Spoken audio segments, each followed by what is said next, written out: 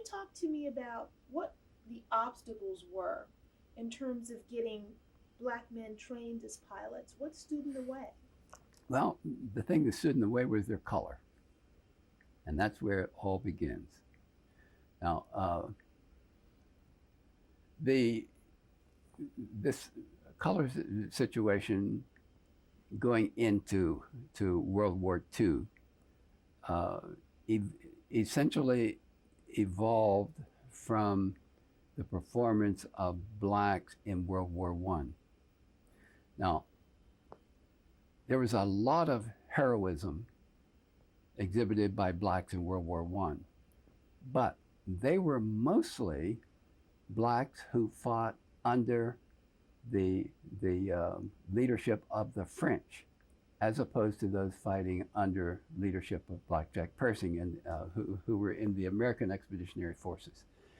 And it's amazing at the number of Croix de Guerre and other high military French medals that were received or earned by black troops, as opposed to the relatively few that were earned by blacks fighting under the American Expeditionary Force.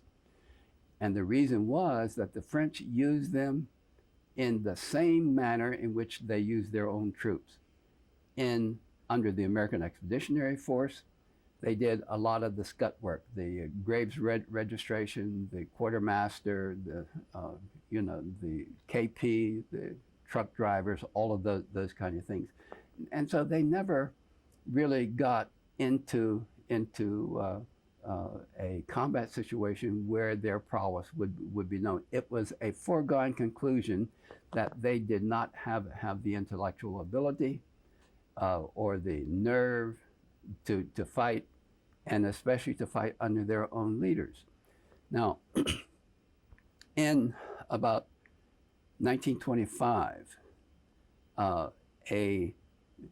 people were or the War Department were beginning to look at the world situation, and the Navy War College, the Army War College, came up with a study done by people who were studying at the War College at that time. This is in 1925. And their problem was to look at how blacks would be used in the military in a future war, or in the event of a future war. And so when they went back to look at World War II as the example of what blacks had done in the war, it was a dismal record. And even though some blacks who were there was a regiment or so of blacks who actually got into war, into combat in the American Expeditionary Force. And some of them received high medals from the government, but none of that was reflected, and not even a mention at all was reflected in this war, the 1925 study, about the heroism and the deeds that were performed by blacks under the French when they were operating under the French.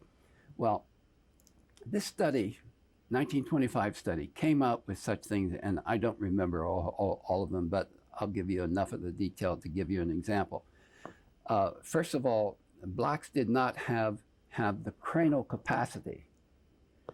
In other words, smaller brain, less intelligence, less ability to perceive operating higher technical kinds of equipment. And this was their scientific basis, that they were using the size of one's cranial capacity. The other thing was that blacks were superstitious, that blacks were childlike, that blacks did not have any high self-esteem, did not believe themselves capable of performing highly technical acts or things, and that they would not fight under their own leaders. So they would have to be led by white leadership. Now, that has been a principle from the very day that blacks entered the military. They were always under white leadership. That seems ridiculous, though, when you think about it, because, as you said, during 1925, during this study, they weren't, first of all, they weren't given an opportunity to fight under their own leadership. So it just seems unreasonable for them to even assume that this is, but of course, racism at work.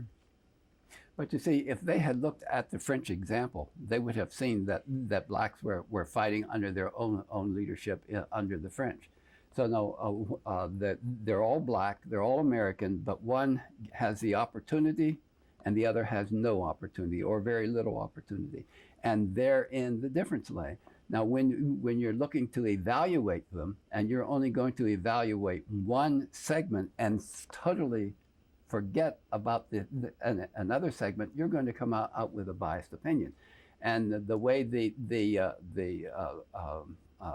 culture was at that time, the military was really only reflecting the segregation and discrimination that was going on in the greater society. So that's where that point of view about the inability of blacks to do highly technical tasks, that's where that whole idea evolved. Now, when the Second World War started, as a matter of fact, it even started a little bit before the Second World War, because when the American War Department saw that our entry, the American entry into World War II, was almost an inevitability, they started sort of a mobilization program, and one phase of that mobilization program was to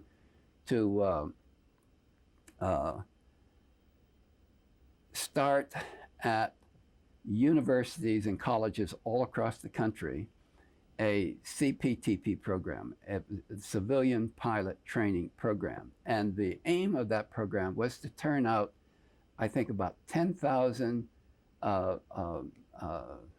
pilot or flying trainees or flying cadets a year from the various schools and colleges and universities around the country. And this was about 1938 when this was brought into being, but black schools were left out. There was an uproar again with the black newspapers, black politicians, the whole black community. And the War Department relented and permitted blacks to be trained at 6 universities, 6 colleges, 6 black colleges and universities, one of which was Howard University and one of which was Tuskegee, where the program eventually wound up. So even at that time, there was an impediment.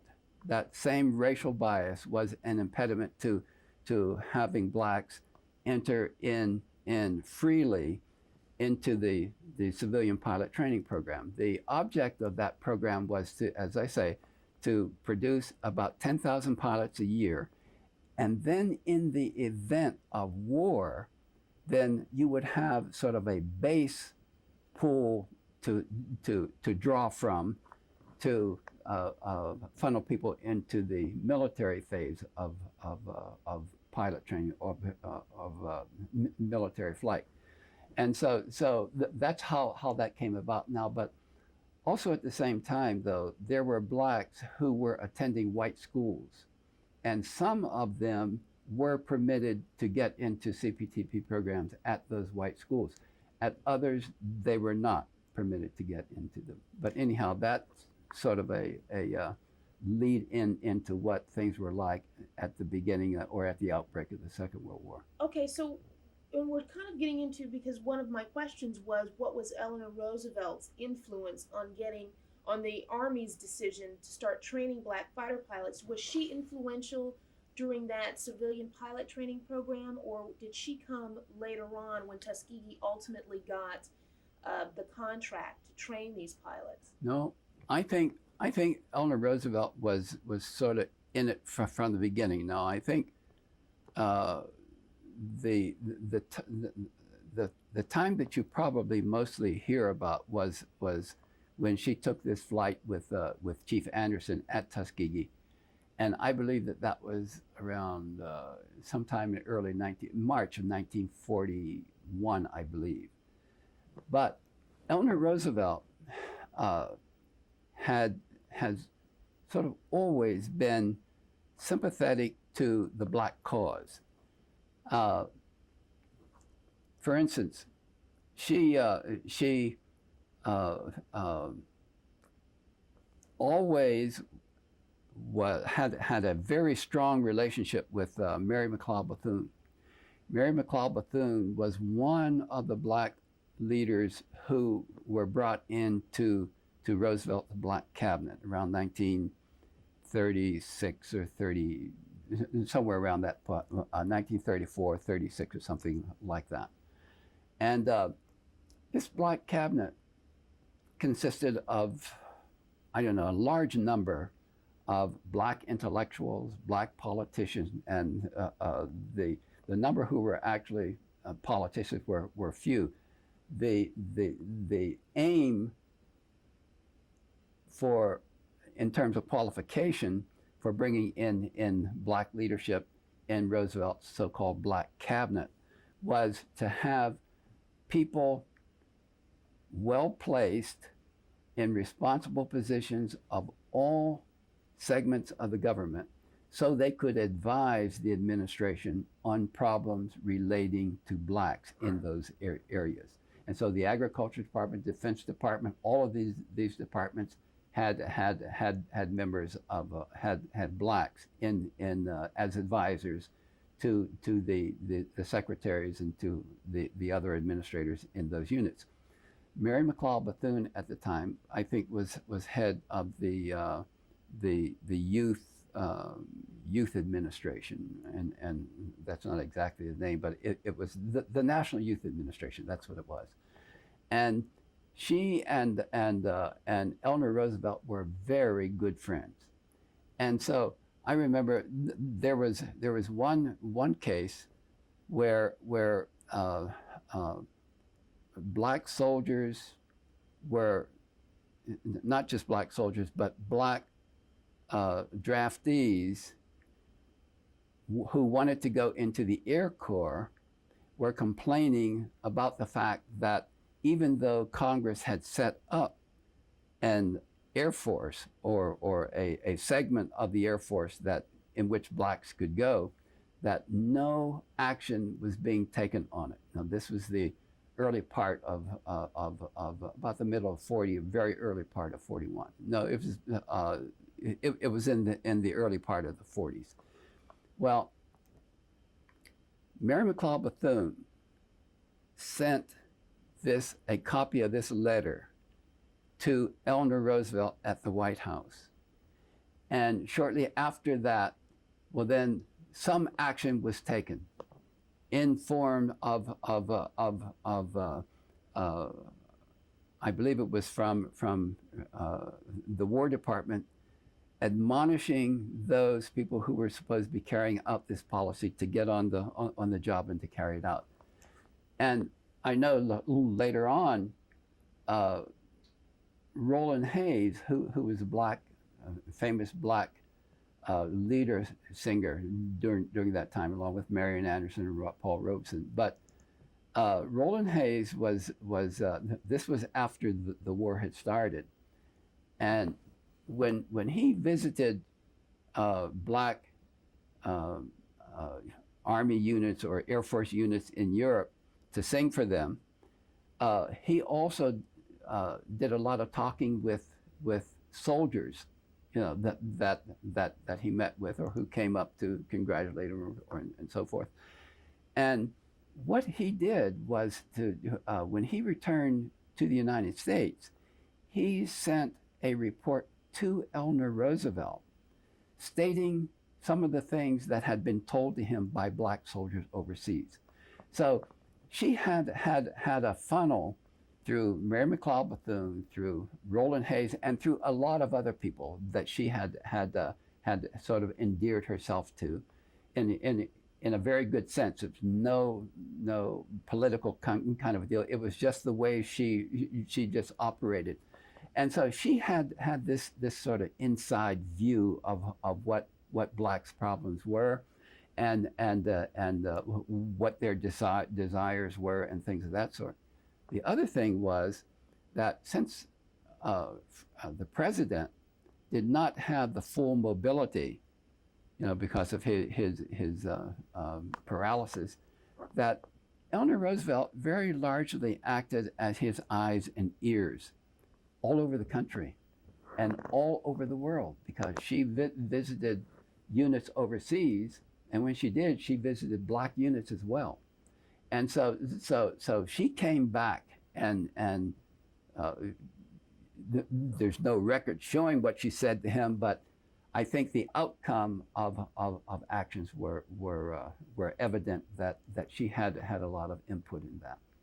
And when for instance she went to Tuskegee at the time in March of '41, when she had this ride with Chief Anderson, she had gone down there as a board member for one of the other financial funds, and I've forgotten the name of it. I'll think of it in a minute. But she went there. The fund had its meeting there on a certain day, and she went earlier, about 3 or 4 days earlier, so she could take tours around the rural areas outside of Tuskegee itself to look at the health conditions of black females there, especially in those involved in midwifery. And so she was interested in seeing what the nature of the health conditions for women, for black women in those areas. So that's another phase of her interest.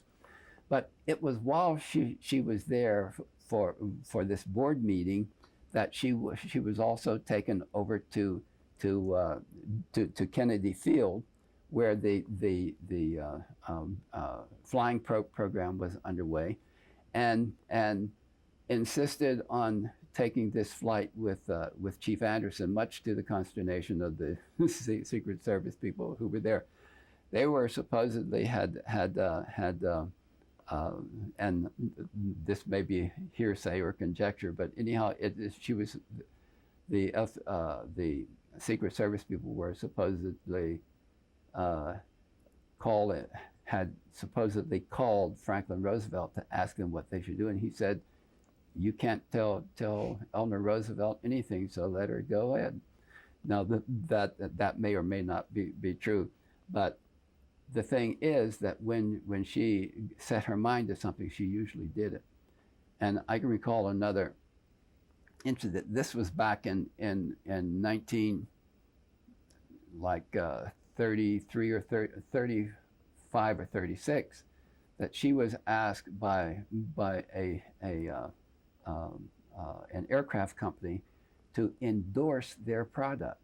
And she said, "I will endorse it if you take me up for a ride, so I will know what I'm talking about." And they did, and she endorsed their product. So she was just a person like this that I think genuine the whole way down, and it was a good thing that blacks perceived her as being a friend of blacks. And that was one of the things that really caused blacks to leave the party of Lincoln, to come eventually after 1934, to come to join the party of Franklin Roosevelt, which was a large political shift in terms of block voting. Okay. So Eleanor Roosevelt had a concrete and a positive role in all of this. Before I get into the question of what the expectation was for pilots when Tuskegee actually got the contract to train. I want you to set the stage for us. What was America like during that time? In terms of, Yeah. black folks. Yeah.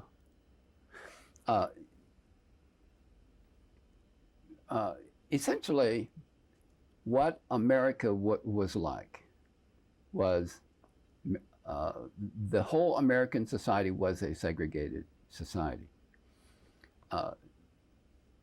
Even some writers indicated, for instance, that America around that time, the time that the war started, that America was really two different countries. It was the North and it was the South. And in the South, the chief activity was to return blacks in the South to the state at which they were during slavery. And this meant not only destroying their economic advantages by keeping them out of the trades or not giving them loans for farming or anything like this, but also to make them second-class citizens and to make that done by law. And so there were poll taxes that they had to pay tremendous amounts in order to vote. There were unreasonable kinds of translations of sections of the Constitution or state law or things like that, that people who may have been able to vote, pay a poll tax to vote, were not able to effectively interpret to permit him to vote. There were all of these kinds of legal processes that were set in motion to keep blacks as second-class citizens and to keep them out of the economic area, growth area. So it was to totally destroy all opportunities and to do it for generations on end. The North was a little bit better. The opportunities were grudgingly afforded blacks. You could still not go into certain hotels in New York. For instance, in New York, about the only hotels that prominent blacks who were entertainers or fighters or whatever, Marian Anderson, for instance, the only ones that practically the only hotel in New York that they felt comfortable in going to and knowing that they would have their reservations honored and things like that was the Teresa Hotel up in Harlem, 125th Street in Harlem. Most of the hotels downtown would not take and not honor a reservation by blacks if they went there. Washington, D.C., of course, was the same. And in many other areas of the country, it was like that. There was nothing in the school books. I'm from Pennsylvania, and I never saw anything in any school book, even though it was an integrated school in Pennsylvania. In the earlier periods around 1920s or so, blacks could not freely sit in anywhere in a movie theater, but you could go to the movie. You see, so that's the kind of condition that existed across the country at that time. It was a split kind of a social and political state, and blacks were still on the trailing end of that. Blacks did not have free access to labor unions, and since even when war industries were at its height, A. Philip Randolph had threatened to have a march on Washington to push for equal opportunity for blacks to work in the defense industries. Well, this was around the time of the 1940 elections, and Franklin Roosevelt could not afford to have this block of voters not in sympathy with his cause, and so he did make certain concessions to the black community to keep this march from occurring.